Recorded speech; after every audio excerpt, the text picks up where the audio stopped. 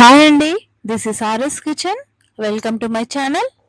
ఈరోజు మనం ఇన్స్టెంట్గా చాలా టేస్టీగా చాలా వెరైటీగా ఉండేటువంటి బ్రేక్ఫాస్ట్ని ఈరోజు నేను ప్రిపేర్ చేస్తున్నాను. తప్పకుండా మీరందరూ ట్రై చేయండి. ఇది మీకు చాలా బాగా నచ్చుతుంది. దీనికి ముందుగా మనం బొంబాయి రవ్వని తీసుకోవాలి. దానిని కొద్దిగా మిక్సీలో పట్టుకొని పక్కన పెట్టేసుకోవాలి. ఆ తర్వాత ఒక బౌల్ని యాడ్ చేయాలి. అందులో ఒక కప్పు బొంబాయి రవ్వకి 2 గ్లాసెస్ వాటర్ని నేను యాడ్ చేశాను. ఆ తర్వాత అందులో 1 టీ స్పూన్ ఓమని, 1 టీ స్పూన్ నెయ్యిని, 1 టీ స్పూన్ ఉప్పుని వేశాను. చూసారుగా ఎలా ఉందో. ఆ తర్వాత నీరు చక్కగా మరగాలి. ఇలా చక్కగా మరుగుతున్నప్పుడు మాత్రమే మనము ముందుగా ప్రిపేర్ చేసుకున్నటువంటి బొంబాయి రవ్వని తీసుకొని ఇందులో యాడ్ చేయాలి. బొంబాయి రవ్వని యాడ్ చేసి మనం చక్కగా ఉండలు లేకుండా కలుపుకోవాలి. ఇది మనం లో ఫ్లేమ్లో ఉంచి మాత్రమే చేసుకోవాలి. ఎందుకంటే రవ్వ అడుగంటిపోతుంది కాబట్టి ఎప్పుడైనా లో ఫ్లేమ్ మీద ఉంచి మాత్రమే చేసుకోవాలి. చూసారుగా, నేను చెప్పిన విధంగా చక్కగా ఉండలు లేకుండా కలుపుకోండి. ఇలా ఉండలు లేకుండా కలుపుతూనే ఉండాలి.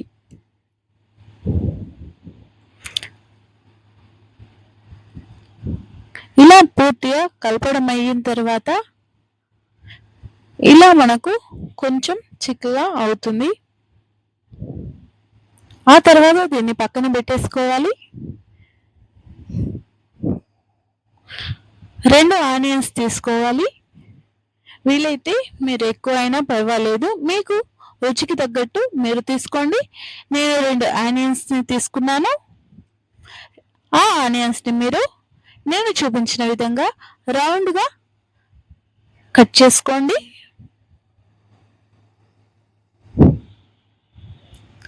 అలా రౌండ్గా కట్ చేసిన తర్వాత వీటిని మనం ఒక బౌల్లో తీసుకొని పక్కన పెట్టేసుకోవాలి. చూసారుగా, రౌండ్గా ఉంటే ఎలా చక్కగా కనిపిస్తున్నాయో. ఆ తర్వాత మనం ఈ ఆకుని తీసుకోండి. దీనికి బదులుగా మనము కొత్తిమీర ఆకైనా వేసుకోవచ్చు, కరివేపాకైనా వేసుకోవచ్చు. కానీ నేను మాత్రం ఈ ఆకుని తీసుకున్నాను. బచ్చలాకు తీసుకున్నా చాలా టేస్టీగా ఉంటుంది. ఆ తర్వాత 2 స్పూన్ల బేసన్ శనగపిండిని తీసుకున్నాను.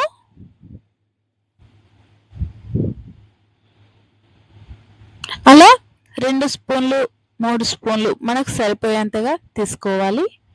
మనం ఎన్ని ప్రిపేర్ చేస్తున్నామో అన్ని దానికి సరిపోయేంతగా అలా తీసుకున్న తర్వాత దీనిలో కాస్త ముందుగా కట్ చేసుకున్నటువంటి ఆకులని వేసుకోవాలి. అలా ఆకులను వేసిన తర్వాత కొద్దిగా సాల్ట్, కొద్దిగా చిటికెడంతా, మరీ ఎక్కువ కాదండో, కొద్దిగా మాత్రమే సోడా యాడ్ చేసుకోవాలి. ఆ తర్వాత జీలకర్రని వేసుకోవాలి. కొంచెం అల్లం వెల్లుల్లి పేస్ట్ని యాడ్ చేశాను. ఇది మీ ఆప్షనల్, వేసుకోకుండా బాగానే ఉంటుంది. ఆ తర్వాత కొద్దిగా మిర్చి పౌడర్ వేసుకోవాలి. చూసారుగా ఎలా ఉందో. ఇలా మనం అన్ని మెటీరియల్స్ ఇందులో యాడ్ చేసిన తర్వాత సాల్ట్ వేయలేదు అనుకుంటా, ఇప్పుడు వేసాను. సాల్ట్ వేసాను. తర్వాత అందులో వాటర్ని యాడ్ చేయండి. వాటర్ యాడ్ చేసి మనం చక్కగా ఈ మిశ్రమాన్ని పూర్తిగా ఉండలు లేకుండా కలుపుకోవాలి.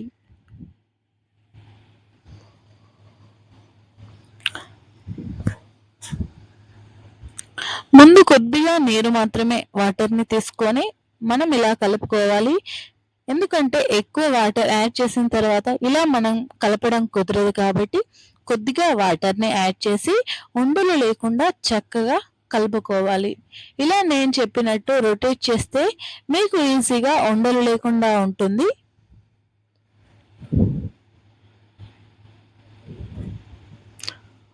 అలా ఉండలు పూర్తిగా పోయాక మరికొన్ని వాటర్ని యాడ్ చేయాలి. మనకు ఏ విధంగా కావాలో అలా తీసుకోవాలి. నేను కొంచెం లూజ్గా ఉండేలాగే తీసుకున్నా ఈ మిశ్రమాన్ని. చూసారుగా ఎలా అయిందో. ఇలా నేను ఈ క్వాంటిటీలో తీసుకున్నాను. తర్వాత ముందుగా ప్రిపేర్ చేసుకున్నటువంటి రవ్వ మిశ్రమాన్ని ఒక గిన్నెలో తీసుకోవాలి. కొద్దిగా లైట్గా ఆయిల్ని వేయాలి. అలా మనం తీసుకున్న తర్వాత ఆయిల్ వేసి చక్కగా దీన్ని మళ్ళీ ఒకసారి పూర్తిగా కలుపుకోవాలి. మొత్తం మిక్స్ అయ్యేలాగా సాఫ్ట్గా ఉండేలాగా మనం చక్కగా కలుపుకోవాలి. ఇలా మనకు చేతికి అంటకూడదు అంటే మనం చేతికి కొద్దిగా ఆయిల్ని యాడ్ చేసుకొని కలిపితే మన చేతికి అంటకుండా ఉంటుంది. ఇలా మనం పూర్తిగా కలిపేసుకున్న తర్వాత మనం వీటిని చపాతీ చేస్తాం కదండి, అలాగే రౌండ్గా వీటిని చేసుకోవాలి. మనం చేసుకున్న దాంతో ఎన్ని అవుతే అన్ని మీరు చేసుకోండి. ఇలా చూసారుగా సేమ్ చపాతీ రోటీలాగే అయ్యింది. దానిని మళ్ళీ మనం ఒక రోటీ చేసుకోవాలి.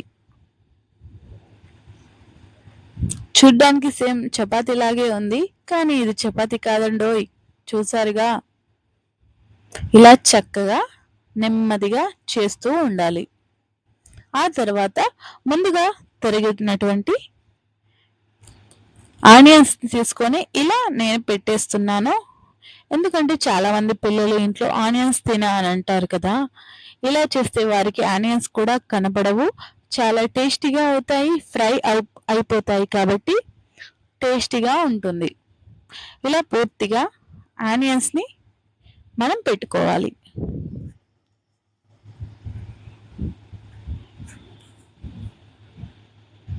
ఇలా ఆనియన్స్ నేను పూర్తిగా పెట్టేశాను. ఒకవేళ మీరు తక్కువగా వేసుకుంటే కొద్దిగా తక్కువనే యాడ్ చేసుకోండి. తక్కువైనా పర్వాలేదు, టేస్ట్గానే ఉంటుంది. ఆ తర్వాత మనం చేసినటువంటి చపాతీ రౌండ్గా ఒకవేళ రాలేదు అని అనుకుంటే ఇలా చాక్తో కట్ చేసుకుంటే రౌండ్గా వస్తుంది. లేదు అయినా రౌండ్గా రాలేదు అని మీకు అనిపిస్తే మనం ఇంట్లో ఉన్నటువంటి ఒక బౌల్ని తీసుకొని దాని మీద పెడితే రౌండ్ అయిపోతుంది. మనం ఆనియన్స్ని మీద పెట్టేసాం కదండి, అవి ఎటు జరగకుండా ఉండడానికి ఇలా ఒక 2-3 సార్లు రోల్ చేస్తున్నాను. అప్పుడు చపాతీకి ఇవి స్టిక్ అయిపోతాయి. చూసారుగా, ఇలా పెట్టేస్తే మాత్రం మనకు పర్ఫెక్ట్ రౌండ్ షేప్లో మనకు చపాతీ వచ్చేస్తుంది. ఇలా మిగిలిన దాన్ని తీసి మనం తర్వాత చేసే దాంట్లో యాడ్ చేస్తే సరిపోతుంది.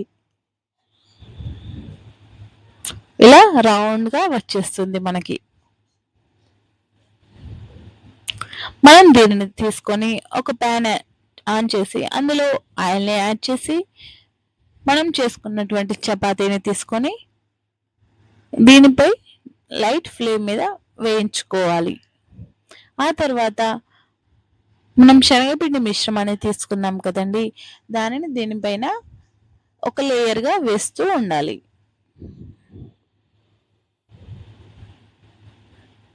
ఇలా మొత్తం మనం ఆ చపాతీ చుట్టూ రౌండ్గా వేస్తూ ఉండాలి.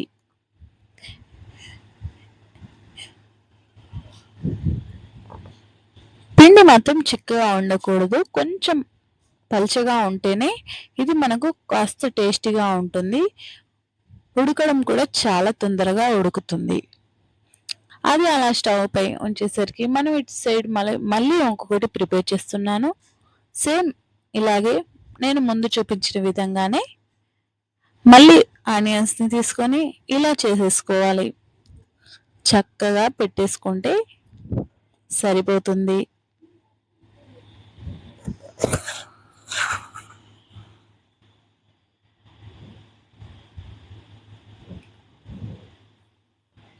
ఎక్కువ కట్ చేస్తే కనుక మనకు ఈ చపాతీ విరిగిపోయే అవకాశం ఉంది, కాబట్టి మనం వీలైనంత వరకు రౌండ్గా కట్ చేసుకుంటేనే ఇది బాగుంటుంది.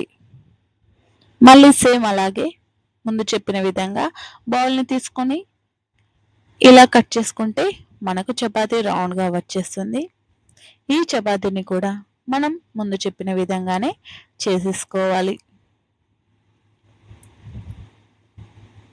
చూసారుగా ఎలా కనిపిస్తుందో. మీ అందరికీ ఇది చాలా బాగా నచ్చుతుంది, చాలా టేస్టీగా ఉంటుంది. మీరు తప్పకుండా దీన్ని ట్రై చేయండి.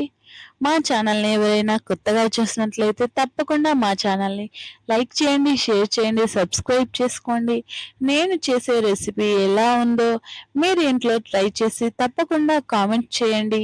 మీ అందరికీ చాలా బాగా నచ్చుతుంది. మీ పిల్లలకి, మీ హస్బెండ్కి చాలా బాగా ఈ రెసిపీ నచ్చుతుంది. ఒక్కసారి ట్రై చేసి పెడితే మళ్ళీ మళ్ళీ తినాలి అని అంటారు. అంతలా టేస్టీ ఉంటుంది. ఇంకా చెప్పాలంటే ఇది చాలా తొందరగానే అవుతుంది, కాబట్టి తప్పకుండా అందరూ ట్రై చేయండి.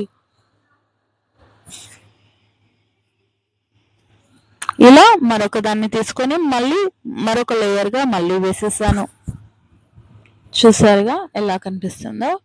కానీ తింటే మాత్రం చాలా టేస్టీగా ఉంటుంది. తప్పకుండా మీరందరూ ట్రై చేయండి. ఇలా మనం దీనిని ముందు వైపుకి వెనుక వైపుకి మరల్చుకోవాలి. ముందే చెబుతున్నానండి ఏమంటే తప్పకుండా కాసేపు హీట్ అవ్వాలి. వెనుక సైడు హీట్ అయిన తర్వాతనే మనకి ఇది రివర్స్ వస్తుంది, లేదంటే రాదు. చూసారుగా నేను ముందు తీసినప్పుడు హీట్ కాలేదు, అప్పుడు రాలేదు, ఇప్పుడు వచ్చింది. కాబట్టి మనం కాసేపు కొద్దిగా హీట్ అయిన తర్వాతనే మనం రివర్స్ చేస్తూ ఉండాలి. మళ్ళీ కొద్దిగా ఆయిల్ని యాడ్ చేస్తూ అటు ఇటు తిప్పుతూ లో ఫ్లేమ్ మీద మనం దీన్ని ఫ్రై చేస్తూ ఇలా మనకు brown colour, light brown colour వచ్చేలాగా మనం దీన్ని వేయించుకోవాలి. అలా మధ్యలో 1-2 మినిట్స్ మూత పెట్టేసి ఉంచితే ఇంకా చాలా చక్కగా ఇది ఉడుకుతుంది, ఇంకా టేస్టీగా ఉంటుంది.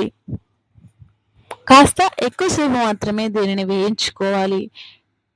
ఎందుకంటే మనకు లైట్ బ్రౌన్ వచ్చినప్పుడు కొద్దిగా క్రిస్పీగా కూడా వస్తుంది, కాబట్టి అప్పుడు టేస్టీగా ఉంటుంది. ఇలా లైట్ బ్రౌన్ కలర్ వచ్చినప్పుడు మాత్రమే పిండి అనేది చక్కగా ఉడుకుతుంది. అప్పుడే మనకు తగిన ఫ్లేవర్ అనేది వస్తుంది.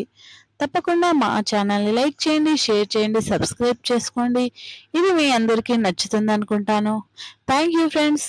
వీడియో పూర్తిగా చూసినందుకు ధన్యవాదాలు. Please like, share, subscribe to world famous kitchen food. Thank you friends.